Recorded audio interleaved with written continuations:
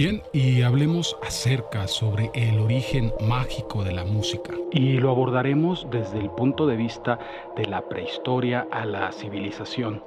Entonces, ¿cuándo empezó la música y la magia a formar parte del conocimiento humano? Esta pregunta no es nada fácil de responder, debido a que la arqueología científica no ha encontrado partituras o textos que nos ayuden a entender cómo los humanos hacían música en la prehistoria.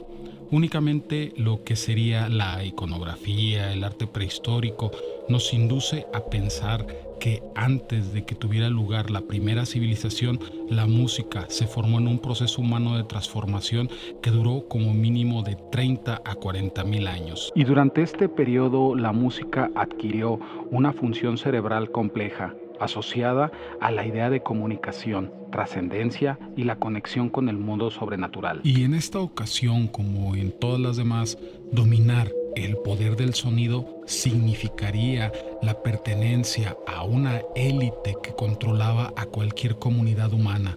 Los chamanes y los magos, el canto y el ritmo en los rituales serían parte de los conocimientos mágicos necesarios para conectar al humano con el mundo de los espíritus y el más allá.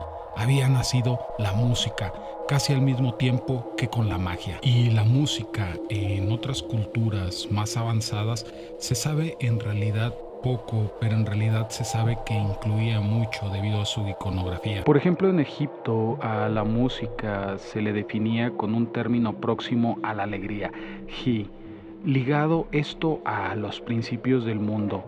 La melodía de la creación se manifestaba gracias al soplo del dios Amun-Ra, considerado la luz primigenia y generador del primer sonido del universo. Y como ya habíamos visto en episodios anteriores, lo que fue la palabra y el sonido forman parte de casi todas las mitologías esparcidas alrededor del mundo y su importancia es capital. Pero en sí, en la sociedad egipcia, la práctica de la música poseía un alto componente espiritual, místico y misterioso, ya que para ellos el sentido del oído era primordial en el aprendizaje, y la melodía musical austera y equilibrada se convertía en un modelo ideal estético. El elemento más importante de la música en Egipto era la voz humana, y el canto era representado por la técnica de quiromancia, que utilizaban los diferentes gestos de la mano y del antebrazo para representar las emisiones de las notas musicales.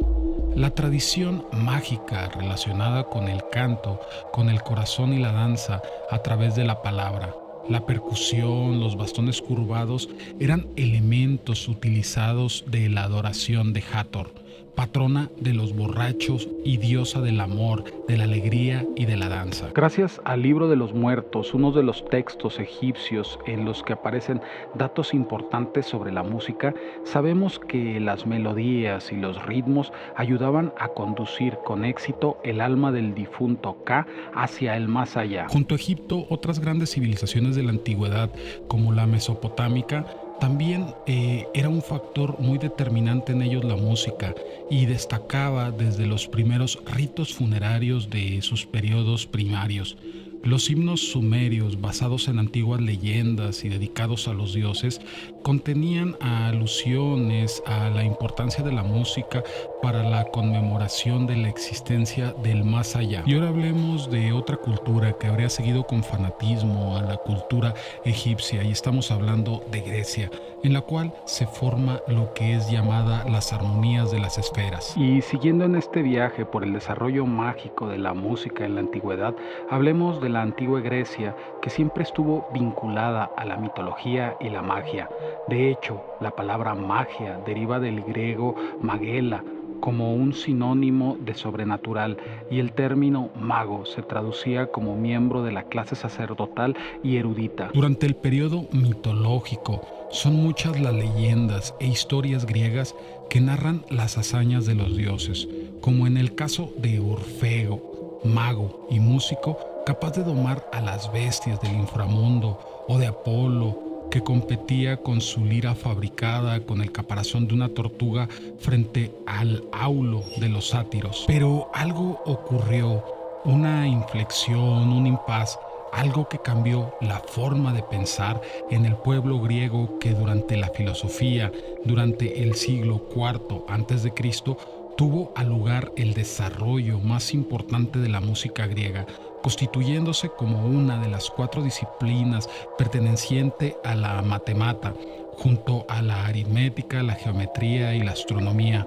Al mismo tiempo, los filósofos y teóricos griegos estudiaban la física del sonido, se preguntaban por la relación de los dioses con la música que provenía del cielo como un reflejo de sus atributos mágicos. Sobre el 460 a.C., Hipócrates, Demócrito y Leucipo desarrollaban sus teorías sobre el principio del universo, relacionadas en mayor o menor medida con la idea de la armonía musical, que era un reflejo de la armonía divina, un concepto de gran importancia para Occidente y Oriente que perduraría casi hasta la entrada de la revolución científica en el siglo XVIII y que será desarrollado por la escuela pitagórica como la teoría de la armonía de las esferas. Para la antigua Roma, en realidad no fue nada nuevo bajo el sol, siendo esta simplemente una sombra, una copia, una segunda versión de Grecia.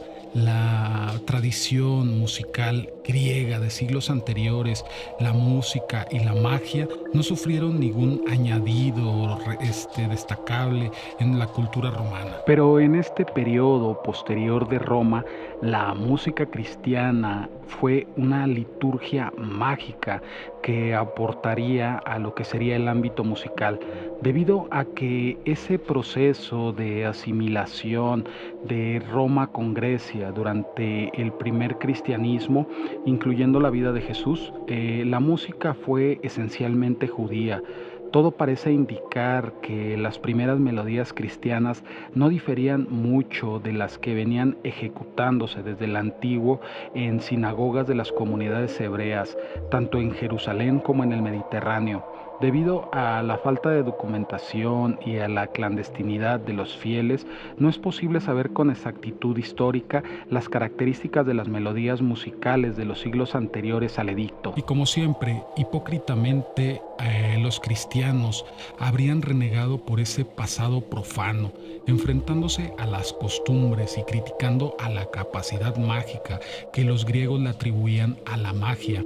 Paradójicamente, para ellos Dios era una cítara, una flauta y un templo, y la música poseía un elemento sobrenatural, lo cual convertía a Cristo en un nuevo Orfeo, creador de las armonías del universo. En la explicación mesiánica que ellos mencionan, la cruz del martirio era una lira o una cítara, símbolos de la armonía, cuyo sonido se producía en comunión con la naturaleza y con los ritmos del cielo.